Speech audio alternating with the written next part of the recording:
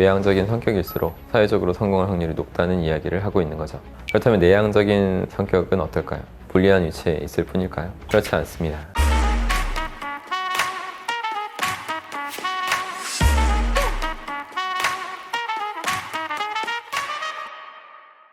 안녕하십니까, 여러분의 심리 멘토 박수입니다.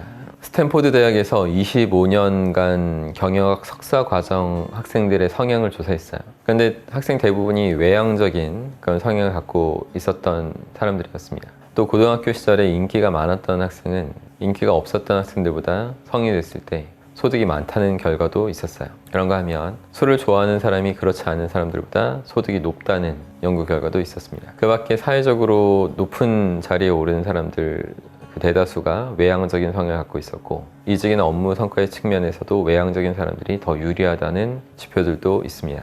이 모든 연구와 조사는 외향적인 성격일수록 사회적으로 성공할 확률이 높다는 이야기를 하고 있는 거죠. 그렇다면 내향적인 성격은 어떨까요? 내향적인 사람들은 언제나 사회적 성공에서 뒤처지고 불리한 위치에 있을 뿐일까요? 그렇지 않습니다. 내향적인 사람들은 외향적인 사람들보다 더 오랜 시간 훈련하고 노력합니다. 어째서 그럴까요? 외향적인 사람들이 인간관계를 유지하는 데 들이는 시간과 에너지를 내향적인 사람들은 혼자서 한 가지에 완전히 몰두하는 데 쓸 수 있기 때문입니다. 1968년 멕시코 올림픽에서 400m 허들 금메달을 딴 영국 선수 데이비드 해머리라는 선수가 있었어요.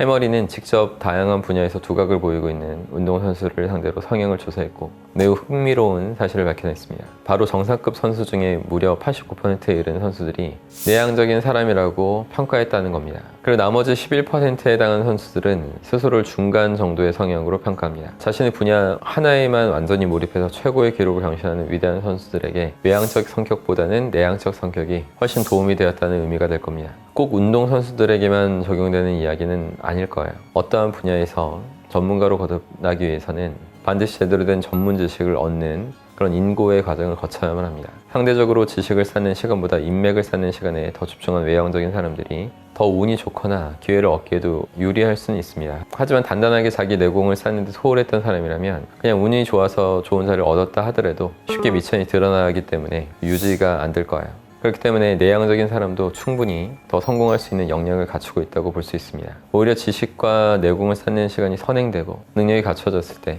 그것을 남들과 나누겠다는 의지가 발휘된다면 그 사람이야말로 쉽게 무너지지 않고 롱런하는 사회적 성공을 이룰 수 있을 겁니다. 심리학자 미하이 칙센트미하이는 예술, 과학, 기업, 정부 분야에서 창의적인 뛰어난 91명을 6년간 연구했죠. 특별한 점이 있다면 그들에게는 남다른 호기심이 있었고 그 호기심이 작동하는 곳에 놀라운 집중력을 발휘했다는 것이었습니다. 그리고 많이들 착각하는 것이 리더의 자질을 외향성에 한정한다는 데 있어요. 내향적인 사람도 충분히 좋은 리더의 자질을 발휘합니다. 펜실베니아 대학 와튼스쿨 교수 애덤 그랜트는 알아서 일하는 적극적인 사람들을 이끌 때는 리더로서 내향적인 사람이 더 낫다, 이런 얘기를 했어요.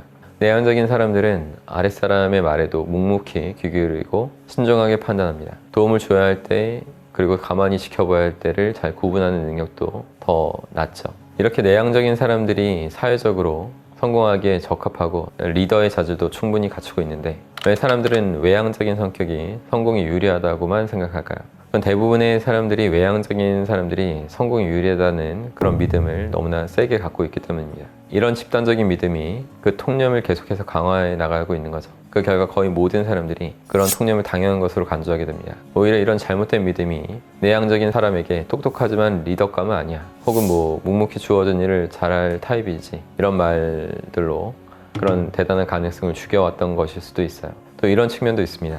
어떤 사람들은 자신이 성공하지 못한 이유를 성격 문제로 돌려버립니다. 나는 내향적인 성격 사람이라서 성공하지 못했어, 이런 말을 하죠.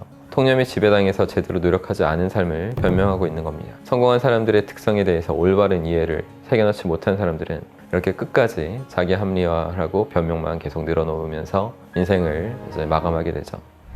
제가 말씀드리고 싶은 것은 외향형, 내향형 모두 장단점을 갖추고 있다는 거예요. 두 성향 모두에게 장점이 있는 만큼 그것을 제대로 알고 잘 활용할 수 있는 지혜가 있다면 누구든지 사회에서 유능함을 인정받고 존경까지 받을 수 있는 위치에 다다를 수 있습니다. 성향이 여러분의 미래를 결정하는 것이 아니라 여러분이 스스로가 가진 성향의 장점을 어떻게 발달시킬 것인가가 미래를 결정하게 됩니다. 꾸준한 배움과 통찰의 과정을 거치면서 이런 기질의 문제를 뛰어넘어서 그것과는 무관하게 성공을 향해 걸음을 힘차게 내딜 수 있으시길 바랍니다. 참고로 저 역시 너무나 원래는 내향적인 사람이에요. 그러나 잘하고 있죠. 여러분도 그걸 극복해내실 수 있으면 좋겠습니다. 항상 힘내십시오. 고맙습니다.